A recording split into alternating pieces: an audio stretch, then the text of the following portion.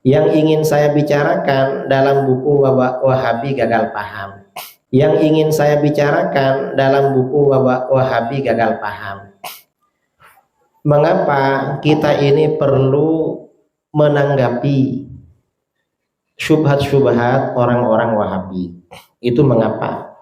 Pertama, kita ini tahu Islam ini sejak disebarkan pertama kali kepada bangsa kita di Indonesia adalah Islam Ahlus Sunnah wal Jamaah. Itu yang pertama. Yang kedua, kita juga yakin bahwa aliran yang selamat adalah Ahlus Sunnah wal Jamaah. Selain Ahlus Sunnah wal Jamaah diancam masuk neraka oleh Rasulullah SAW. Nah, Ahlus Sunnah wal Jamaah itu apa?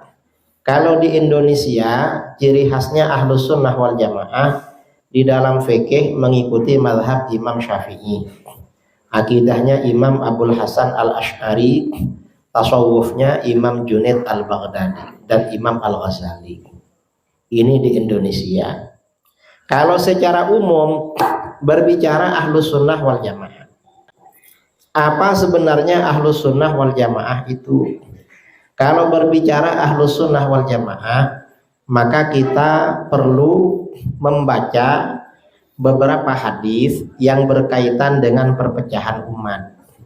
Dari situ kita nanti mengerti apa sebenarnya Ahlus Sunnah.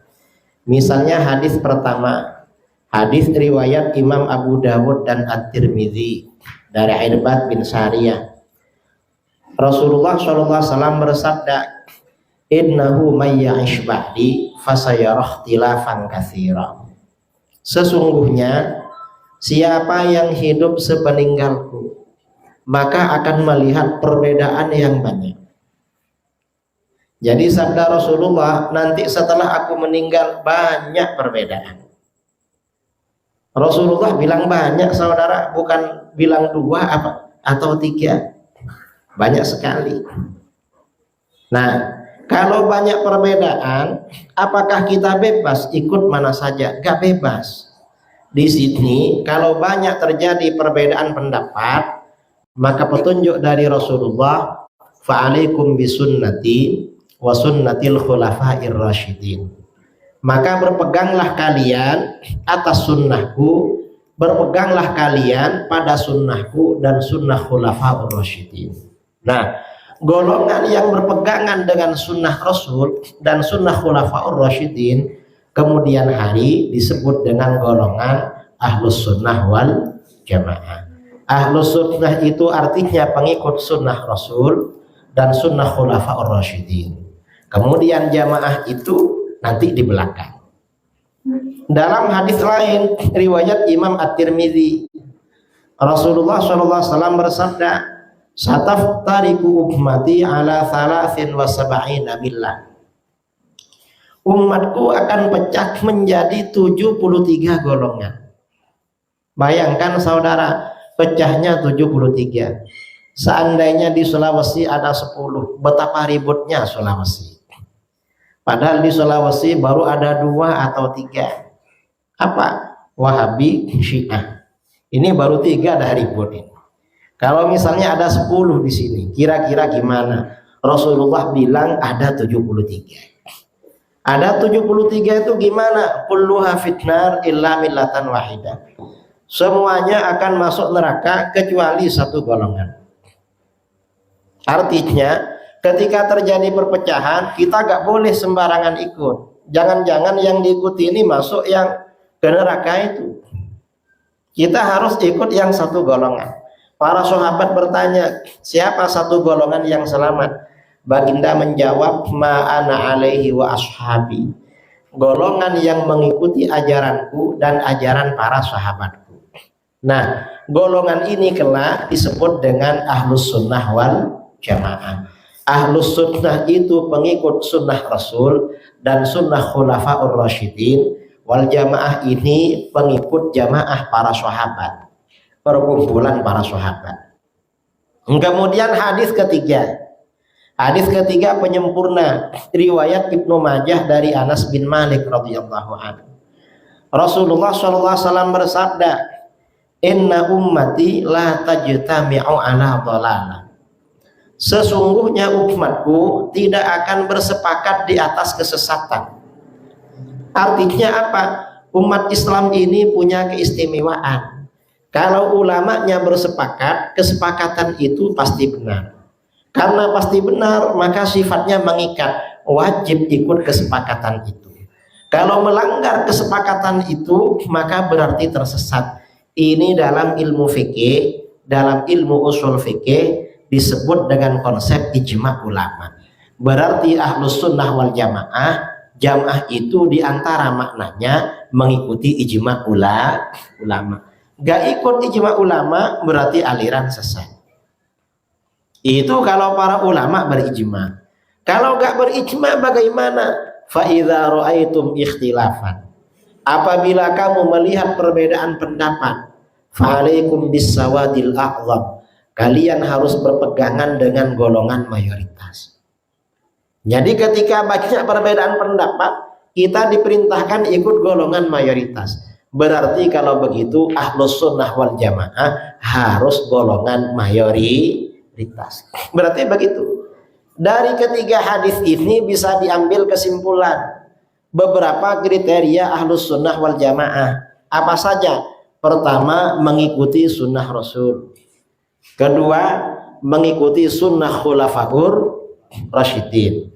Ketiga, mengikuti ajaran para sahabat.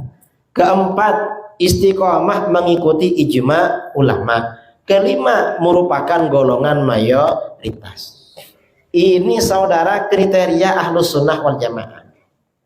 Nah, dari kriteria ini sekarang ada pertanyaan. Kalau begitu, siapa ahlus sunnah wal jamaah itu?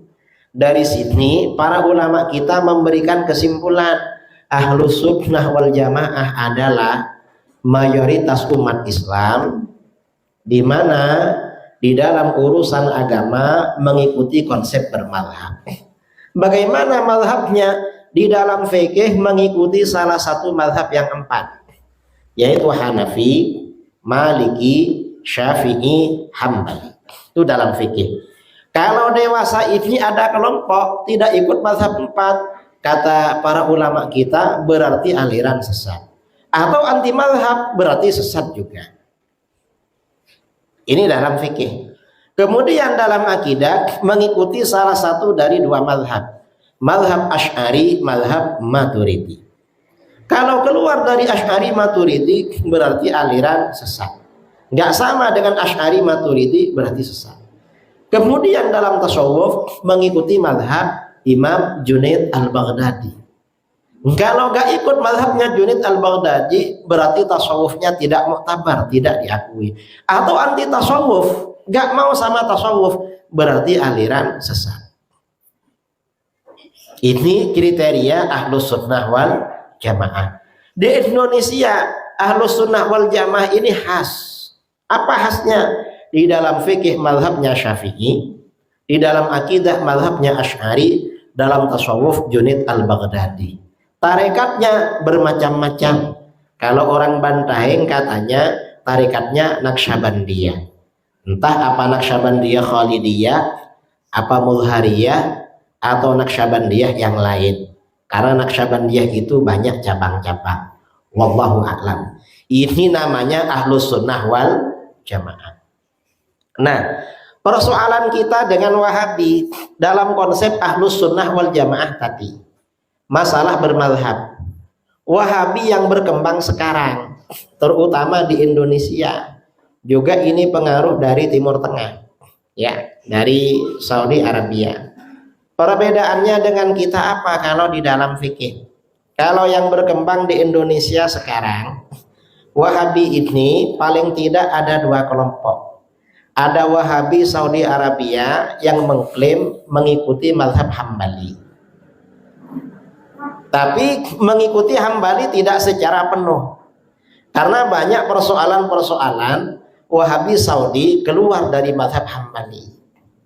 Jadi Hambalinya tidak murni. Kemudian ada Wahabi yang anti mazhab. Itu biasanya yang di luar Saudi. Seperti kelompoknya Syekh Al-Albani, kelompoknya Syekh Mukbil atau kelompoknya Wahabi di Mesir, Wahabi di daerah lain, termasuk di Indonesia, itu biasanya tidak bermadzhab. Nah, persoalan yang utama berbeda dengan kita, banyak persoalan yang berbeda, itu masalah berkaitan dengan pengambilan dalil, pengambilan hukum. Gimana pengambilan hukum? Menurut ulama salaf, dalil yang disepakati itu ada 4. Al-Quran, hadis, ijma, qiyas. Imam Syafi'i berkata di dalam kitabnya Ar-Risalah, al-aslu kitabun aw sunnatun. Dasar hukum itu Al-Quran atau hadis. Fa'in lam yakun fihima faqiyasun alaihima. Kalau gak ada di dalam Al-Quran hadis, maka dikiaskan pada Al-Quran dan hadis. Ijma'nya bagaimana? Kata beliau, wal ijma' akbaru minal khabaril munfarid. Ijma' lebih besar, lebih kuat daripada hadis ahad. Itu ijma'. Artinya memang ada 4. Itu sumber hukum. Adapun dalil yang tidak disepakati ada sekitar 20. Kalau di usul fikih, dalil itu saudara jumlahnya sekitar 24. Cuma yang disepakati ada 4, Al-Quran, hadis, ijma, qiyas. Nah, Wahabi sekarang ini tinggal 2. Apa? Al-Quran dan hadis. Kembali pada Quran dan hadis. Mereka ini sering bikin slogan kembali pada Quran. Nah, kalau ada orang bikin slogan kembali pada Quran dan hadis, ini menimbulkan pertanyaan, ada di mana dia sekarang? Kok ngajak kembali? Biasanya orang ya, misalnya suami istri ngajak kembali itu kan pisah berarti. Kalau cerai sama suaminya ngajak rujuk, ini ngajak rujuk berarti keluar. Kan begitu. Ada di mana dia? Ternyata kembali pada Quran dan hadis versi Wahabi itu tidak sungguhan, saudara. Mengapa gak sungguhan? Kembali pada Quran itu hanya kembali pada beberapa ayat Quran saja, nggak semuanya. Yang sering disampaikan ayat Quran oleh mereka potongan ayat 3 surah Al-Maidah. Apa itu? Al-yauma akmaltu lakum dinakum. Hari ini aku sempurnakan bagimu agamamu. Apa saja persoalan yang berbeda kita dengan mereka dihantam pakai ayat ini. Ada orang bikin maulid, nanti mereka bilang bid'ah. Mengapa? Nabi tak pernah buat, sahabat tak pernah buat. Terus agama sudah sempurna, tak perlu ditambah-tambah. Kalau gak percaya agama sempurna, dosa, kafir. Dalilnya mana? Al-yauma akmaltu lakum dinakum. Jauh sekali, saudara. Ini hanya bisa diterima oleh akal orang awam yang nggak pernah sekolah di DDII. Kalau mondok, apa cara berpikir kayak gini? Itu kan otoriter sekali kan cara berpikirnya. Nanti ada orang tahlil, apa kata dia? Nggak boleh tahlil. Kenapa? Haram. Mengapa haram? Pada masa Nabi berapa sahabat yang meninggal? Kan nggak ada tahlil. Siapa yang pimpin tahlil? Waktu Nabi wafat siapa yang pimpin tahlil? Kan tak ada.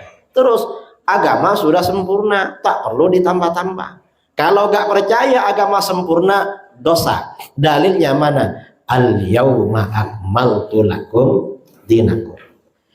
Sekarang ini bulan Rajab, ada Isra Mi'raj. Fatwa lagi haram. Mengapa? Nabi nggak pernah bikin Isra Mi'raj.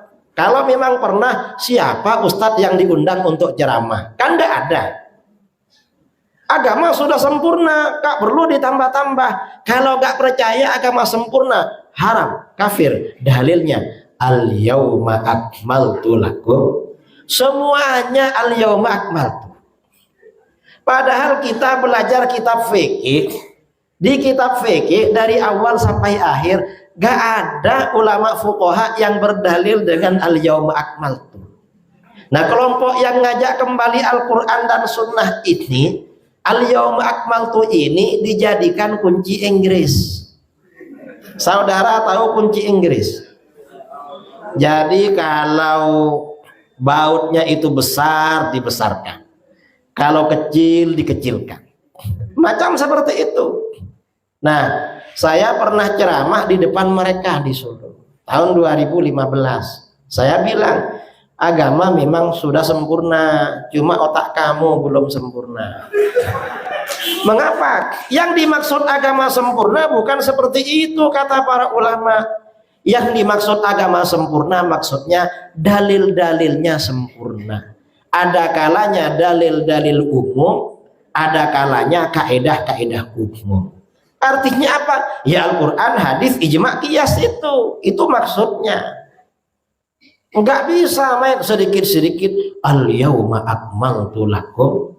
Lah ulama dulu gak gitu lah. Ini yang dimaksud kembali pada Quran. Kemudian yang kedua, kelompok Wahabi ini maksud kembali pada Quran, kadang maknanya ditahrif, dirubah, ya, dirubah. Dan ini sesuai dengan hadis riwayat Imam Ibnu Hibban dari Hudzaifah bin Al-Yaman radhiyallahu anhu.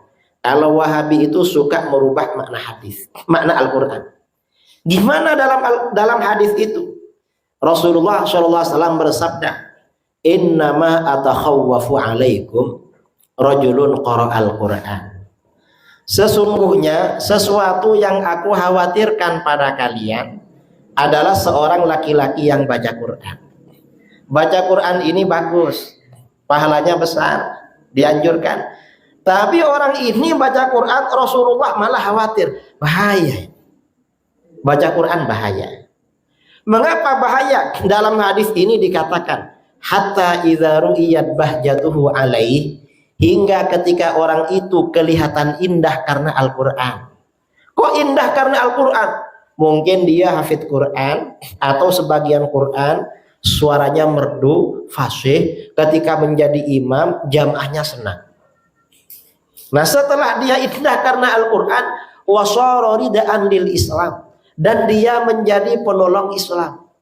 Kok penolong Islam? Mungkin buka rumah tahfidz, menjadi imam masjid, ngajak orang-orang kembali ke masjid. Setelah begitu, apa yang terjadi? Ghayyarahu ila masya Allah. Dia merubah pengertian Al-Quran pada apa yang Allah kehendaki. Al-Quran disalahartikan. Setelah disalahartikan, fansalakha minhu wa nabadhahu wara'a dhahri. Dia melepaskan dirinya dari Al-Quran, bagaikan orang melepas baju. Al-Quran dia lempar jauh-jauh ke belakang. Fasa'a ila jarihi bisayf, lalu dia menyerang tetangganya dengan pedang, dibunuh. Mengapa dibunuh? Waramahu bisyirki, tetangganya dia tuduh syirik. Hudzaifah bin Yaman rawinya bertanya, ya Rasulullah, ayyuhuma aula bisyirki, al-marmi amir rami. Hai Rasulullah, siapa dari keduanya yang lebih berhak dianggap syirik? Yang menuduh apa yang dituduh? Rasulullah menjawab, balir rami. Justru yang menuduh yang lebih berhak dianggap syirik. Nah, ini saudara artinya apa? Ciri-ciri aliran sesat di akhir zaman itu tidak pakai tende. Apa tende itu? Anteng-anteng ya, nggak pakai tato. Malah orangnya baca Qurannya bagus, suaranya merdu, militan pada Islam. Tapi penyakitnya apa? Ajaran Quran dia rubah. Dengan merubah Al-Quran, akhirnya mengkafirkan orang, mensyirikkan orang. Setelah mensyirikkan, mengkafirkan, saudaranya dibunuh. Siapa? Wahabi. Wahabi ini mensyirikkan orang yang bertawassul dan bertabarruk. Dasarnya apa? Al-Quran. Gimana kata Wahabi? Orang yang datang ke makam para wali, bertabarruk, bertawassul, itu syirik. Mengapa? Di dalam Al-Quran orang-orang musyrik berkata, orang-orang musyrik ketika ditanya, mengapa kamu menyembah-nyembah berhala, patung-patung? Musyrik menjawab, ma na'buduhum illa liyuqarribuna ilallahi zulfa. Kami tidak menyembah berhala-berhala itu, melainkan agar berhala-berhala itu mendekatkan kami pada Allah sedekat-dekatnya. Artinya apa? Orang musyrik menyembah berhala itu bertawassul agar dekat pada Allah. Sama dengan kamu yang bertawassul, bertabarruk dengan makam nabi dan wali, itu musyrik, kan biar dekat dengan Allah. Ini kata mereka. Nah, di sini ya, kalau ini tidak dipahami secara mendalam, nggak belajar sungguh-sungguh di pondok, Azhar, kemana-mana, langsung terpengaruh saudara. Iya ya, ini Al-Quran ini. Musyrik berarti saudara kita, penyembah kuburan. Padahal kalau ini dipikir agak teliti, orang musyrik itu memang menyembah pada berhala, beribadah. Makanya Al-Quran menggunakan redaksi mana abuduhum illa liyuqarribuna ilallahi zulfa. Kami tidak beribadah kepada berhala-berhala, melainkan agar mereka mendekatkan kami pada Allah. Artinya apa? Orang musyrik memang beribadah pada berhala. Adapun umat Islam yang bertawassul dengan nabi dan wali itu tidak beribadah kepada nabi dan wali, enggak. Ibadahnya, doanya kepada Allah. Para nabi dan wali konteksnya itu hanya dijadikan wasilah sesuai dengan perintah Al-Quran, ya ayyuhalladzina amanu taqullah wabtaghu ilaihil wasilah. Kemudian wasilah ini diajarkan oleh baginda Rasulullah SAW. Gimana macam-macam wasilah. Jadi begitu. Artinya apa? Orang Wahabi ngajak kembali Quran, Qurannya dirubah sama dia. Itu maksudnya. Bahayanya slogan kembali pada Quran. Ini pengalaman saya jumpa dengan mereka tahun 2009 di Bali. Debat dengan Wahabi. Kebetulan Wahabinya dari Muhammadiyah. Musuhnya ketua Basnas. Nah, waktu itu bicara tahlil di Masjid Mujahidin Denpasar. Kata yang Wahabi itu, menurut saya itu orang-orang aswaja yang baca tahlil itu haram hukumnya. Orang-orang ahlus sunnah yang baca tahlil haram itu. Saya tanya sama dia, siapa yang mengharamkan tahlil? Kata dia Al-Quran. Loh, mana ayat Al-Quran mengharamkan tahlil? Saya ini mondok lama, belajar tafsir sama kiai saya sampai hatam dari awal sampai akhir. Gak ada penafsiran yang melarang tahlil, apalagi ayatnya. Kata dia apa? Ada. Di mana? Surah Tabarak. Alladzi khalaqal mauta wal hayata liyabluwakum ayyukum ahsanu amala. Allah yang menciptakan mati dan hidup untuk menguji kamu siapa di antara kamu yang paling bagus amalnya. Nah, berarti spirit dari ayat ini kita bagus-bagusan amal. Orang yang baca tahlil itu maunya banyak-banyakan zikir, itu gak bagus, makanya haram. Coba pikir, nyambung apa enggak? Kan gak nyambung. Karena ayat ini spiritnya bagus-bagusan amal. Kalau bagus-bagusan amal, berarti yang dilarang adalah amal-amal yang jelek. Kan begitu. Kalau zikir banyak, itu tidak jelek. Justru zikir semakin banyak, semakin bagus. Makanya di dalam Al-Quran, ya ayyuhalladzina amanu dzkurullah dzikran katsiran. Hai orang-orang yang beriman, berzikirlah kamu kepada Allah sebanyak-banyaknya. Loh gimana Pak? Al-Quran nyuruh berzikir sebanyak-banyaknya. Kata sampian zikir kalau banyak malah tak bagus. Katanya kembali pada Quran. Quran yang mana itu? Artinya mereka ini merubah saudara arti Al-Quran. Ngomong kembali pada Quran. Dia agak belajar Quran, belajarnya terjemahan. Ini yang kembali pada Al-Quran. Nah, dan ini betul memang orang Wahabi ini suka main tangan. Saya bulan Agustus ngisi acara di Bima, Nusa Tenggara Barat, dekat sini kan. Sebelum ceramah, kiai pimpinan pondoknya di situ bilang, "Kiai, kami tiap malam Jumat baca berzanji, baca maulid. Gara-gara kami ini tiap malam Jumat baca berzanji, baca maulid, tetangga sebelah kami ini gak suka maulid. Tiap malam Jumat mereka mengirimkan hadiah batu bata melayang ke sini. Saya tanya, ada batu batanya? Alhamdulillah kami simpan semua sebagai kenang-kenangan.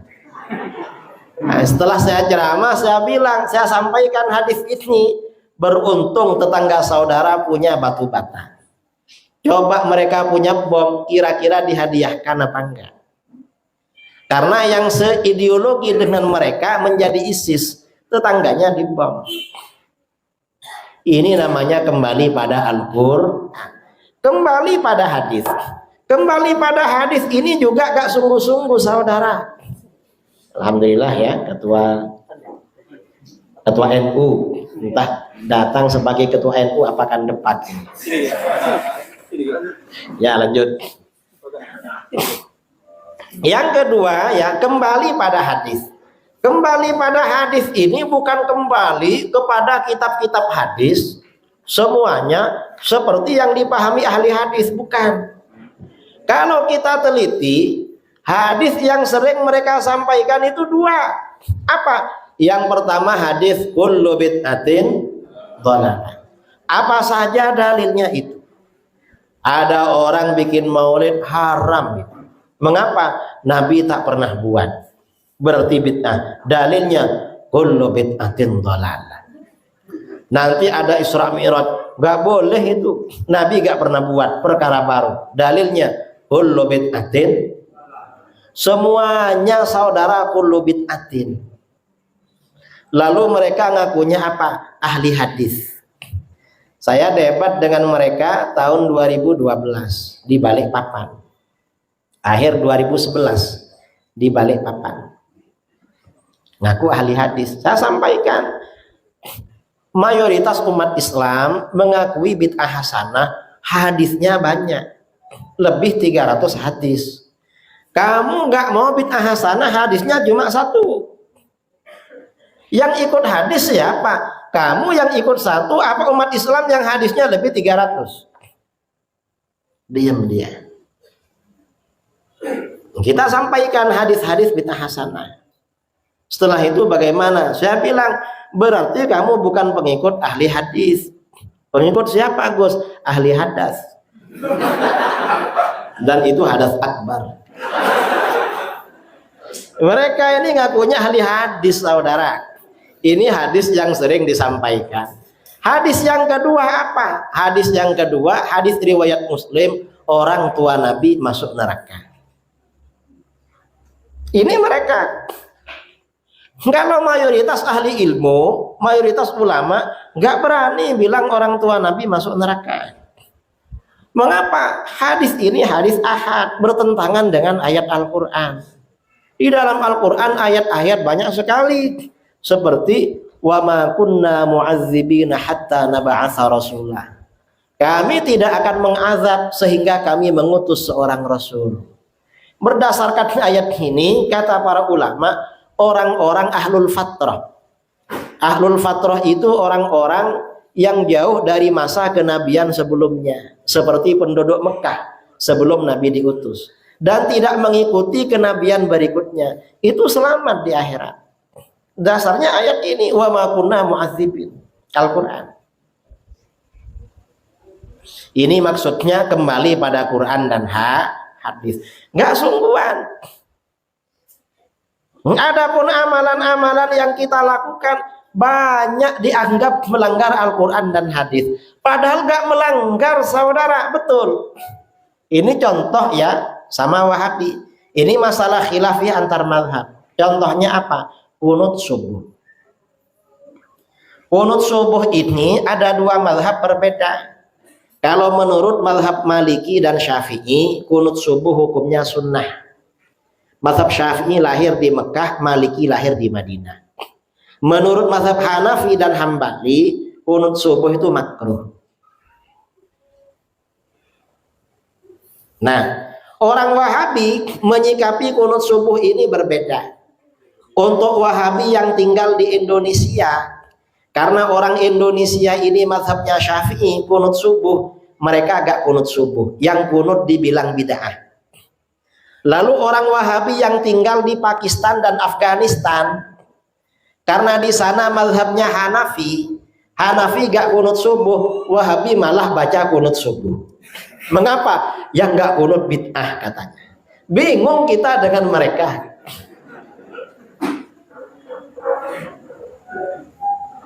Yang benar bagaimana? Dasarnya sama-sama hadis. Cuma kalau hadis yang anti kunut subuh riwayatnya cuma seorang sahabat. Hadisnya Abi Malik Al-Asyja'i. Riwayat Abu Dawud, Tirmidzi dan Nasa'i. Adapun mazhab yang kunut subuh hadisnya Bukhari Muslim. Jalurnya melalui berapa banyak sahabat. Di antaranya hadis riwayat Abu Hurairah, Anas bin Malik, Al-Bara bin Azib, dan riwayat-riwayat yang lain. Nah, Imam Syafi'i mengapa mengambil kunut subuh? Kebanyakan sahabat baca kunut subuh. Dan riwayat yang paling kuat yang kunut subuh, terutama riwayatnya Abu Hurairah. Abu Hurairah ini penghafal hadis ribuan. Oleh Rasulullah didoakan gak pernah lupa, makanya gak pernah lupa. Karenanya kata para ulama, sahabat Abi Malik ini lupa. Mengapa? Kata beliau, Rasulullah gak pernah kunut subuh. Wong yang lain bilang kunut subuh. Abu Hurairah bilang kunut subuh. Dalam riwayat Bukhari Muslim, Abu Hurairah berkata, la ana aqrabukum bi sholati Rasulillah sallallahu alaihi wasallam. Saya ini paling persis dengan sholat Rasulullah di antara kamu. Sholatnya orang yang paling mirip Rasulullah ya saya ini. Lalu bagaimana Abu Hurairah? Fakana Abu Hurairah idza qama minar ruku' fi raq'ati tsaniyati minal fajri yaqnutu fayad'u lil mu'minin wa yal'anul kufar. Maka Abu Hurairah apabila bangun dari ruku' pada rakaat kedua salat subuh, beliau berkunut mendoakan kebaikan untuk orang-orang mukmin, melaknat orang-orang kafir. Karenanya kata Imam Syafi'i, oh berarti kunut subuh ini gak dihapus. Mengapa? Abu Hurairah mengajarkan kunut setelah Rasulullah wafat. Gak mansukh berarti. Ini hadisnya Bukhari Muslim. Kemudian hadis Bukhari Muslim riwayat Al-Bara bin Azib. Saudaranya Anas bin Malik, saudara seibu. Apa kata beliau? Karena Rasulullah sallallahu alaihi wasallam yaqnutu fi salatil maghrib wal fajr. Rasulullah itu baca kunut terus. Kapan? Salat maghrib dan subuh. Kita agak pernah salat baca kunut salat maghrib itu. Karena tinggal subuh sekarang gitu. Coba baca kunut maghrib bingung jamaahnya. Pasti lupa imamnya ini. Dikira begitu. Anas bin Malik riwayatnya juga begitu. Itu Bukhari Muslim. Cuma kemudian yang diambil oleh dua mazhab Maliki Syafi'i itu kunut subuh. Mengapa? Karena ada perkataan Anas bin Malik, wa amma sholatul fajri falam yazal yaqnutu hatta faraqat dunya. Adapun sholat subuh Rasulullah gak pernah berhenti kunut sampai meninggal dunia. Riwayat Ad-Daraqutni. Katanya sahih. Makanya kunut subuh. Artinya apa? Kunut subuh jangan dibid'ahkan. Kalau mau gak kunut, ya gak apa-apa lah gak kunut. Tapi yang kunut kan dalilnya lebih kuat itu, lebih banyak hadisnya. Para sahabat yang kunut lebih banyak daripada yang tidak kunut. Dan Abi Malik Al-Asyja'i akhir hayatnya memang tinggal di Irak. Makanya orang Irak gak kunut karena murid-murid beliau memang. Adapun yang Mekah Madinah baca kunut. Karena para sahabat banyak di sana baca kunut terus. Ini masalah kunut. Jadi gak bid'ah kunut, jangan dibid'ahkan kunut itu. Kemudian apalagi ya? Ini yang dianggap bid'ah. Zikir keras habis sholat. Ini kerjanya Wahabi. Kalau ini ya, kalau NU, DDII, Asadiyah, Al Khairat, apalagi? Ya kelompoknya inilah. Kalau sholat berjamaah, selesai sholat, imamnya zikirnya keras, jamaahnya ikut, lalu doa bersama. Betul. Habis itu bersalam-salaman. Kalau tetangga sebelah, si Wahabi, begitu salam, imamnya menghadap jamaah, langsung bibirnya gerak-gerak. Jamaahnya gak dengar, baca apa ini? Karena gak dengar, jamaahnya bingung. Karena bingung, akhirnya bagaimana? Tolah-toleh, siapa yang turun duluan, yang lain ikut. Begitu ada yang turun, yang lain ikut. Namanya turun berjamaah. Dan kalau mereka sholat di tempat kita, lalu imam dan jamaahnya zikir keras, mereka langsung emosi, berdiri meninggalkan masjid. Betul? Sebenarnya yang benar yang mana? Yang benar ini yang zikir keras. Karena zikir keras ini yang berlaku pada masa Rasulullah SAW. Dalam kitab-kitab hadis diriwayatkan, hadis riwayat Muslim. Cuma ini lafadznya Al-Baihaqi. Karena Rasulullah SAW idza sallama min salatihi yaqul bi sautihil a'la la ilaha illallah wahdahu la syarikalah. Rasulullah SAW apabila mengucapkan salam dari sholatnya, maka berzikir dengan suara yang paling keras, la ilaha illallah wahdahu la syarikalah. Ini dalil pertama. Dalil kedua, kata para ulama, para sahabat itu tahu bacaan apa saja yang dibaca Rasulullah sehabis sholat. Kira-kira kalau para sahabat tahu bacaan zikir habis sholat, Rasulullah bacanya pelan apa keras? Kan keras itu. Coba Rasulullah pelan, gak tahu baca apa. Begitu dalil ini disampaikan, kata orang Wahabi apa? Ya kalau begitu imamnya gak apa-apa keras, yang penting jamaahnya jangan ikut. Mereka ini bikin aturan sendiri, saudara. Kan gak ada hadis makmum gak boleh zikir keras, gak ada. Justru yang ada riwayat Imam Bukhari, Muslim, Abu Dawud, Tirmizi, semuanya meriwayatkan dari Ibnu Abbas. Ibnu Abbas berkata, inna raf'as shaut bidzikri hina yansarifu nas minal maktubah kana ala ahdi Nabi sallallahu alaihi wasallam. Sesungguhnya mengeraskan suara jangan zikir ketika orang-orang selesai sholat 5 waktu. Itu berlaku pada masa Nabi sallallahu alaihi wasallam. Artinya apa? Pada masa Nabi jamaah itu zikirnya keras juga.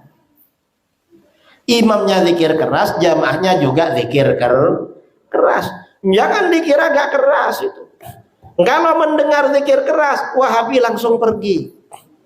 Ada murid saya mantan Wahabi. Saya tanya, ya kamu dulu waktu Wahabi kalau bermakmum di masjid, kalau ada zikir keras kamu pergi? Iya Kiai. Kenapa pergi? Oleh Ustadz kami suruh pergi. Mengapa begitu? Kata Ustadz, itu bentuk hajar. Hajar itu perlawanan pada kemungkaran. Wong zikir dibilang mungkar. Yang mungkar tuh karaoke, saudara. Kalau karaoke memang ditinggal, zikir jangan. Dan ini kalau turun duluan justru melanggar sunnah. Karena kata para ulama, jamaah ini meninggalkan masjid, sholat berjamaah itu kapan? Yang sunnah itu ketika imam berdiri atau setelah imam berdiri, bukan berdiri duluan. Mengapa begitu? Dalam Sahih Bukhari, Imam Bukhari menulis babun tidharin nas qiyamal imam al-alim. Bab ini menjelaskan bahwa orang-orang itu akan berdiri menunggu imamnya berdiri duluan. Begitu imamnya berdiri, baru berdiri. Ini namanya jamaah. Kalau berdiri duluan, gak disiplin namanya. Mengapa begitu? Karena jamaahnya Rasulullah dulu begitu. Dalam hadis di bawah bab itu dari Ummu Salamah, fa idza qama Rasulullah sallallahu alaihi wasallam qamar rijal. Kalau Rasulullah berdiri dari tempat sholat, jamaah di belakangnya laki-laki baru berdiri. Ini kita, ya. Tapi kita banyak yang nggak ikut zikir. Mengapa nggak ikut zikir? Mau main HP di luar. Parah sekarang ini. Nah, kemudian lagi, ini yang Wahabi, yang beda dengan kita, tata cara ibadah. Habis sholat, diajak salaman, gak mau mereka. Saya 3 bulan yang lalu tabligh akbar di Bandung. Orang tanya, Kiai, ini orang Wahabi, baru masuk Wahabi. Diajak salaman, habis sholat tersinggung dia. Gak mau, katanya. Lalu di Bogor 2 bulan yang lalu. Kiai, mereka ini kalau diajak salaman, tangan kita dipukul. Apa ada dalilnya memukul orang yang ngajak salaman? Enggak ada dalilnya, itu menunjukkan akhlaknya jelek. Enggak punya akhlak namanya itu. Sebenarnya bagaimana? Bersalaman habis sholat itu biasa, saudara. Kata para ulama fuqaha di dalam kitab-kitab fikih, kalau sebelum sholat belum bersalaman, maka bersalaman sehabis sholat hukumnya sunnah. Kalau sebelum sholat sudah bersalaman, maka setelah sholat bersalaman hukumnya mubah. Gak sampai makruh, mubah aja. Ada yang mengatakan sunnah. Dan sebenarnya dalilnya ada untuk salaman habis sholat. Hadis riwayat Imam Bukhari dari Abu Juhaifah radhiyallahu an. Abu Juhaifah berkata, kharaja Rasulullah sallallahu alaihi wasallam bil hajirah ilal Batha. Rasulullah keluar pada waktu terik panas matahari ke daerah Batha di Mekah. Fatawaddo'a, lalu Rasulullah berwudu. Thumma shalla zuhra rak'atain wal asra rak'atain. Lalu Rasulullah menjadi imam sholat zuhur asar 2 rakaat. Artinya dilakukan jamak qasar. Selesai sholat waqaman nas, orang-orang berdiri menghampiri Rasulullah. Apa yang mereka lakukan? Faja'alu ya'khudhuna yadayhi. Mereka kemudian mengambil kedua tangan Rasulullah. Apa artinya mengambil tangan? Artinya bersalaman. Wa wada'uha ala wujuhihim. Mereka letakkan tangan itu ke wajah mereka. Artinya mencium tangan. Mengapa? Karena yang disalami orang mulia. Lalu kata Abu Juhaifah, qala Abu Juhaifah, fa akhadtu biyadihi. Aku ambil tangan beliau, wa wada'tuha ala wajhi. Aku letakkan pada wajahku, fa idza hiya abradu minas salji. Ternyata tangan beliau lebih sejuk daripada salju. Wa atyabu raihatan minal miski, dan lebih harum aromanya daripada parfum kasturi. Makanya kalau jadi ustadz, ya, jadi tuan guru, jadi buya, jadi kiai, tangannya kasih parfum, mau ke masjid. Mengapa? Khawatir jamaahnya mau cium tangan, biar harum. Kadang-kadang pergi ke masjid, sebelum itu pegang-pegang mesin, akhirnya dicium tangannya bau oli. Akhirnya orang nggak mau cium lagi. Nah, artinya apa? Salaman habis sholat itu masalah sederhana, jangan dibid'ahkan. Seandainya salaman habis sholat bid'ah, Rasulullah pasti gak mau. Jangan salaman, ini habis sholat bid'ah. Rasulullah mau disalami, mereka gak mau disalami. Wahabi itu mahal sekali, saudara. Mungkin mau diajak salaman kalau bayar kali. Nah, ini artinya apa ya? Golongan-golongan yang ngajak kembali pada Quran dan Sunnah itu slogan aja. Ini sebentar lagi 2024 ini banyak slogan lagi, saudara. Apa kira-kira slogannya? Hah? Ya pokoknya slogan-slogan itulah yang dikritik. Jangan pilih itu korupsi. Pilih aku. Mengapa? Aku yang akan mengganti korupsinya. Kan begitu itu. Itu yang kritik-kritik karena dia aja yang nggak korupsi. Mencoba dia korupsi, diam-diam aja. Ya slogan-slogan lah ke depan. Nah, ini yang dimaksud kembali pada Quran dan Sun. Guru-guru kita dulu ya, ulama-ulama DDI, ulama-ulama Asadiyah, ulama-ulama NU gak pernah ngomong kembali pada Quran dan Sunnah. Mengapa? Mereka ngajar tafsir, ngajar Bukhari, Muslim. Memang pelajarannya dan pengamalannya. Yang nggak belajar itu saudara yang ngajak kembali. Mengapa ngajak kembali? Karena dia ada di jalan masih, belum belajar. Ini maksudnya ya, kalau ada slogan kembali pada Quran dan Sunnah. Nah, dan ini perlu digugat. Gugatannya apa? Dalil yang disepakati oleh ulama ada 4. Kenapa Al-Quran dan Sunnah saja, ijma'nya mana? Lah mengapa menggugat ijma'? Pada masa salaf yang menolak ijma' itu aliran sesat seperti Syiah, Khawarij, Mu'tazilah. Kamu mengapa gak sebut ijma'? Apa dah gabung dengan mereka? Ini gugatan pertama. Gugatan kedua, kiasnya mana? Kok gak ada kias? Mengapa? Pada masa salaf yang menolak kias itu aliran sesat, kelompok Nadzamiyah dari Mu'tazilah. Ada ulama Mu'tazilah yang dianggap fasik oleh para ulama, namanya Ibrahim bin Sayyar An-Nazzam. Dia yang pertama kali menolak kias. Lagi pula kias ini perintah Al-Quran. Ada beberapa ayat Al-Quran memerintahkan kias. Salah satunya diantaranya fa'tabiru ya ulil absar. Ambillah pelajaran wahai orang-orang yang punya wawasan. Apa ambil pelajaran? Perkara-perkara yang tak diterangkan hukumnya dalam Al-Quran dan hadis, maka dikiaskan dengan apa-apa yang diterangkan dalam Al-Quran dan hadis. Jadi begitu, itu kias. Dan sebagian besar hukum itu dasarnya kias saudara. Karena ayat Al-Quran itu yang menjelaskan hukum dari sekian ribu ayat itu hanya berapa? Sekitar 500 ayat.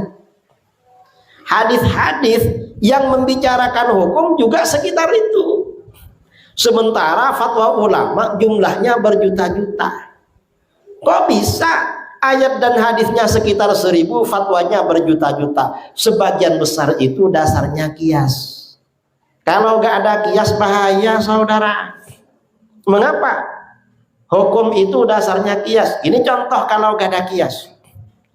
Di dalam Al-Quran mengambil harta anak yatim yang dilarang itu kalau untuk dimakan. Innal ladzina ya'kuluna amwalal yatama zulman innama ya'kuluna fi butunihim nara. Surah An-Nisa. Orang-orang yang memakan hartanya anak yatim secara zalim, sebenarnya mereka memakan api di perut mereka. Ayat ini menunjukkan haram mengambil hartanya anak yatim untuk makan. Ini ada pertanyaan karena yang diterangkan makan. Gimana kalau ada orang ambil hartanya anak yatim untuk beli minuman? Boleh apa enggak? Mengapa? Ini kan makan yang dilarang. Boleh? Enggak boleh saudara, haram juga. Mengapa? Dikiaskan dengan makan. Pertanyaan kedua, ada orang ngambil harta anak yatim bukan untuk makan. Untuk apa? Untuk rokokan. Beli jisamsu, beli mil, beli apa? Loh, kamu kok rokoknya bagus-bagus? Saya ambil dari uangnya anak yatim. Loh kok diambil? Gak boleh. Gak. Yang dilarang itu untuk makan. Ini hanya untuk rokokan. Benar enggak orang ini? Ya gak benar juga saudara. Atau misalnya ada orang ngambil hartanya anak yatim bukan untuk makan, bukan untuk rokokan. Untuk apa? Untuk pergi umroh. Boleh apa enggak? Ya gak boleh juga. Ini namanya kias. Artinya apa? Kias itu ada di dalam agama. Jangan dibilang gak ada. Makanya kata Imam Syafi'i, fa in lam yakun fihima fa qiyasun alaihima. Kalau hukum itu gak diterangkan di dalam Al-Quran dan hadis, ya dikiaskan. Simpel ulama dulu. Begitu dalil kias disampaikan, apa kata Wahabi? Oh gak apa-apa kias. Terus yang penting bukan urusan ibadah. Kenapa kalau ibadah? Kias dalam ibadah itu gak boleh. Mengapa? Bid'ah kalau pakai kias. Pokoknya mereka ini sedikit-sedikit jawaban kita yang enggak lah. Qiyas itu dalil dalam apa saja. Al-Quran, hadis, ijma, qiyas itu dalil dalam semuanya, ibadah maupun di luar ibadah. Lagi pula contoh-contoh qiyas yang terdapat dalam hadis-hadis sahih yang diajarkan oleh Rasulullah SAW yang banyak kasus-kasusnya soal ibadah. Kita ini kalau bicara ibadah biasanya 3: sholat, puasa, haji. Biasanya kan itu kan ibadah. Contohnya kalau haji, hadis sahih riwayat An-Nasa'i dari Ibnu Abbas. Seorang laki-laki dari Khuf'am tanya, "Ya Rasulullah, inna abi mata walam yahujja, afa ahujju anhu?" Hai Rasulullah, ayah saya ini meninggal dunia belum sempat berhaji. Apa saya hajikan? Apa jawaban Rasulullah? Rasulullah jawabnya pakai qiyas. Tanya sama dia. Rasulullah bertanya, "Ara'aita law kana ala abika dainun akun taqadaitahu anhu?" Menurut kamu, seandainya bapak kamu punya hutang, apa kamu lunasi? Ternyata laki-laki itu menjawab, "Na'am, iya aku lunasi." Rasulullah bersabda, "Fadainullah ahaqqu ayyuqda." Hutang pada Allah lebih berhak dilunasi. Ini namanya qiyas dalam ibadah. Qiyas itu artinya menyamakan, menganalogikan. Hukum-hukum yang tak dijelaskan dalam Al-Quran dan hadis disamakan dengan apa yang dijelaskan. Ini haji. Lalu ibadah apa lagi? Puasa. Hadis riwayat Imam Ahmad, Abu Dawud, Tirmidzi, Nasa'i.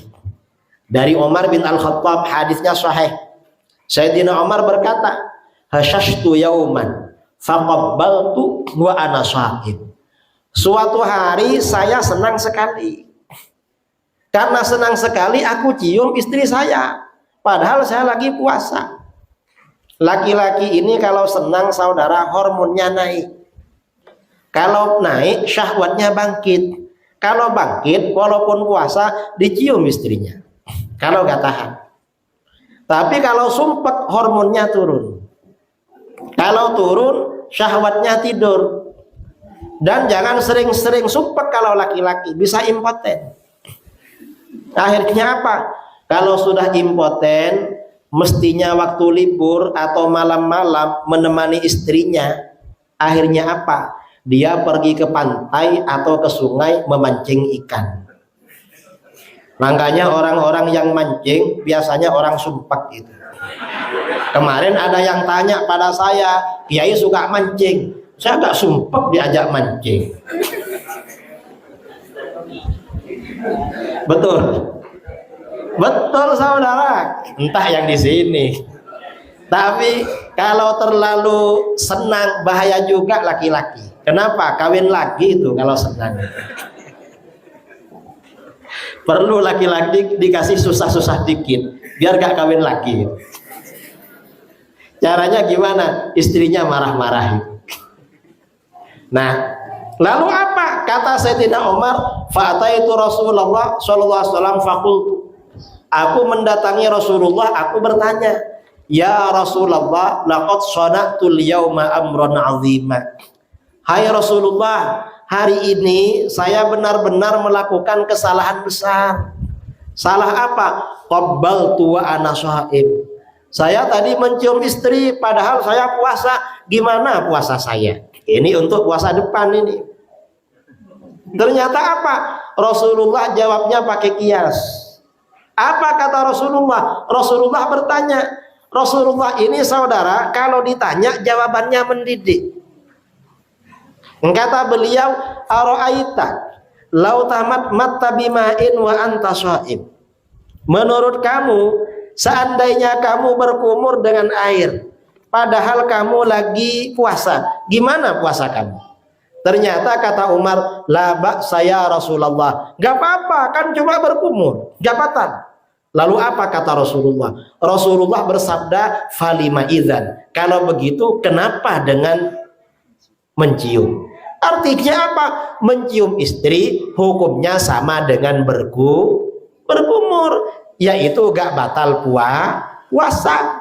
Cuma kalau yang dicium istrinya sudah mandi, sudah pakai pengharum, maka berkumurnya sama dengan pakai pasta gigi.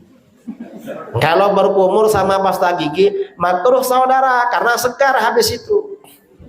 Tapi kalau istrinya yang dicium baru pulang dari ladang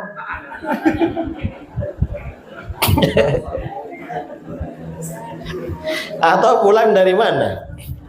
Dari pasar jualan ikan, dicium sama suaminya, gak makruh itu, karena gak harum. Kalau lebih dari mencium, itu bukan berkumur saudara, berarti minum. Kalau minum berarti batal puasa. Nah, ini artinya apa? Kias dalam ibadah. Jangan dibilang nggak ada kias. Kalau nggak ada kias, ini mau merevisi ribuan jilid kitab-kitab para ulama. Siapa dia mau merevisi? Ini contoh kias dalam ibadah puasa. Ibadah apa lagi? Salat. Hadis riwayat Imam Ahmad, disahihkan oleh Al-Hakim dalam Al-Mustadrak, juga Az-Zahabi. Dari Ibnu Abbas radhiyallahu anhuma, Ibnu Abbas berkata, "Ataitu Rasulullah sallallahu alaihi wasallam fi akhiril lail." Aku mendatangi Rasulullah SAW pada akhir malam. Ibnu Abbas ini biasa keluar masuk rumah Rasulullah. Mengapa? Salah satu istri Rasulullah itu ada yang bibinya Ibnu Abbas, yaitu Siti Maimunah. Bibi menurut orang Bantaeng apa? Bibi juga, tante. Jadi ada yang tantenya Ibnu Abbas, yaitu Siti Maimunah. Siti Maimunah ini bersaudara dengan ibunya Ibnu Abbas. Setelah masuk ke rumah itu, ternyata Rasulullah mau sholat tahajud. Akhirnya apa? Faqumtu khalfahu. Aku berdiri di belakang Rasulullah. Kesempatan bermakmum tahajud ini. Begitu aku berdiri, fa akhadha biyadi fajarrani faja'alani bihidai. Rasulullah mengambil tanganku, aku ditariknya, dibuat lurus dengan beliau. Karena makmumnya sendirian. Lalu apa? Falamma akbala Rasulullah sallallahu alaihi wasallam ala sholatihi khanistu. Begitu Rasulullah fokus pada sholatnya, saya mundur lagi. Ini Ibnu Abbas. Coba ada Wahabi, kira-kira Ibnu Abbas dibilang apa saudara? Dibilang bid'ah. Ibnu Abbas, oleh Rasulullah kamu diluruskan, itu sunnah. Lalu kamu mundur, bid'ah. Ternyata apa? Ternyata enggak. Falamman syarafa. Ketika Rasulullah selesai sholat, qalali. Rasulullah bertanya kepadaku, "Ya Ibnu Abbas, mahlak?" Ibnu Abbas, kamu ada apa? Ja'altuka bihidai fatahnas. Kamu tadi aku luruskan dengan aku. Kenapa kamu mundur lagi? Ternyata apa? Ibnu Abbas jawabnya pakai kias. Apa jawaban beliau? Kata Ibnu Abbas, "Ya Rasulullah, awa yambaghi li ahadin ayyusalliya bihidaik wa anta Rasulullah alladzi a'taka Allah." Hai Rasulullah, apakah pantas bagi seseorang sholat lurus dengan sampeyan? Sampeyan ini kan Rasulullah yang dikaruniakan derajat yang agung oleh Allah. Jadi gak pantas lurus. Nah, ini artinya apa? Ibnu Abbas melakukan kias. Posisi sholatnya sebagai makmum dengan imamnya Rasulullah dikiaskan dengan posisi derajatnya di hadapan Allah. Rasulullah itu derajatnya di depan kita, kita di belakang. Maka sholat pun jangan lurus lah, gak sopan. Ternyata bagaimana? Fa'ajabahu. Jawabanku membuat Rasulullah kagum. Nah, ini artinya apa? Ibadah hasil produk kias itu diterima saudara, dihargai. Rasulullah kagum. Rasulullah gak bilang bid'ah kau. Gak. Lalu apa? Karena kiasnya sahih, kiasnya bagus, mendapat bonus dari Rasulullah. Wada'allaha li ayyazidani ilman wa fiqhan. Rasulullah mendoakan aku kepada Allah agar aku ditambah ilmu dan pemahaman dalam agama. Ini namanya kias dalam ibadah. Dan ini Ibnu Abbas ini yang diambil oleh Imam Syafi'i. Kalau imam dan makmum cuma berdua, makmum ke belakang sedikit. Mengapa? Menjaga adab dengan imam. Kalau Wahabi biasanya lurus. Dan menurut mazhab Syafi'i, kalau imam dan makmum ini cuma berdua, lalu tumitnya lurus, dalam satu kasus bisa batal. Kok bisa? Peraturan makmum itu gak boleh lebih maju daripada imam. Kalau ada makmum berdua dengan imam, tumitnya lurus, imamnya pendek, makmumnya tinggi. Kira-kira waktu rukuk dan sujud yang lebih maju ke depan siapa? Kan makmumnya yang lebih maju. Batal. Akhirnya jamaah yang baru datang bingung. Tadi yang takbir macam yang sebelah kiri, tapi yang maju kok yang sebelah kanan ini. Bingung saudara. Ini artinya kias dalam ibadah. Setelah Rasulullah wafat, para sahabat masih melakukan kias. Kita kalau haji umroh, pesawat mendarat di Jeddah, miqatnya, ihramnya dari Jeddah.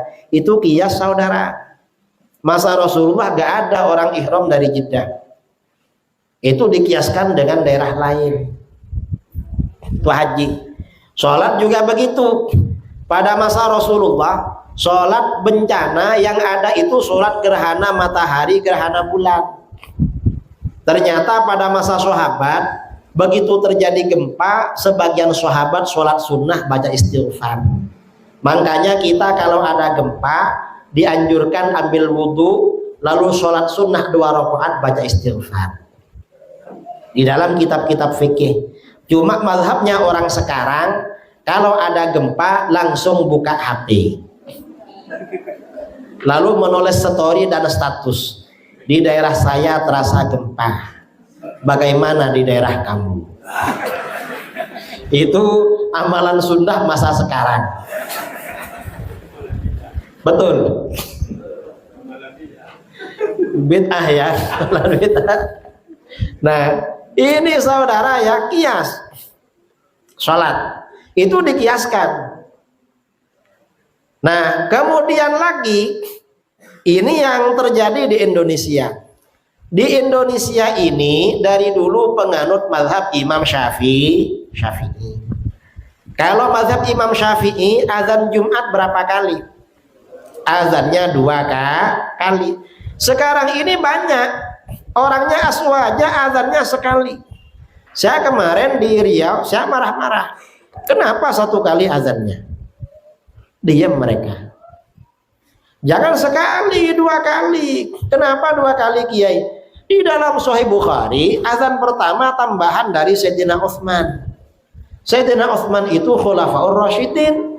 Ahlus sunnah itu ikut sunnah Rasul, ikut sunnah khulafaur rasyidin. Kalau azannya sekali hanya mengikuti sunnah Rasul. Kalau azannya 2 kali berarti lengkap. Sunnah Rasul diikuti, sunnah khulafaur rasyidin juga diikuti. Yang menyuruh kita ikut Sayyidina Utsman Rasulullah juga. Nah, biasanya yang azannya 1 kali gak ada sholat qabliyah Jumat. Betul? Gak ada. Itu orang Wahabi biasanya, Muhammadiyah juga. Ada tokoh Wahabi bilang di YouTube, sholat qabliyah Jumat gak ada. Mengapa gak ada? Sholat Jumat gak bisa disamakan dengan zuhur. Terus kamu ikut siapa? Ikut ahli hadis. Jawaban kita, yang ahli hadis bukan kamu. Siapa? Yang ahli hadis Imam Bukhari. Imam Bukhari dalam sahihnya menulis babus salati qablal jum'ah rak'atain wa ba'daha rak'atain. Bab ini anjuran sholat qabliyah Jumat 2 rakaat dan sholat ba'diyah Jumat 2 rakaat. Dalilnya ada berapa? Imam Bukhari dalilnya ada 2. Pertama hadis Ibnu Mas'ud, hadis yang bersifat umum, baina kulli adzanaini shalatun.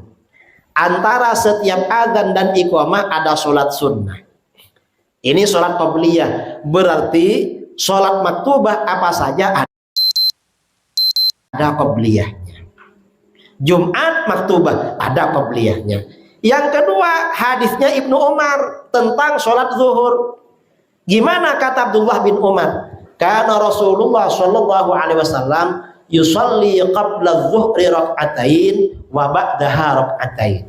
Rasulullah Shallallahu Alaihi Wasallam selalu sholat sebelum zuhur 2 rakaat, setelah zuhur 2 rakaat. Ada pertanyaan, ini babnya sholat qobliyah Jumat, ba'diyah Jumat, tapi hadisnya kok qobliyah zuhur, ba'diyah zuhur. Berarti menurut Imam Bukhari sholat Jumat dikiaskan, disamakan dengan sholat zuhur. Seandainya ada Ustadz Wahabi kesini lalu bilang gak ada sholat qobliyah Jumat, lalu Imam Bukhari datang ada sholat qobliyah Jumat, kira-kira saudara ikut yang mana?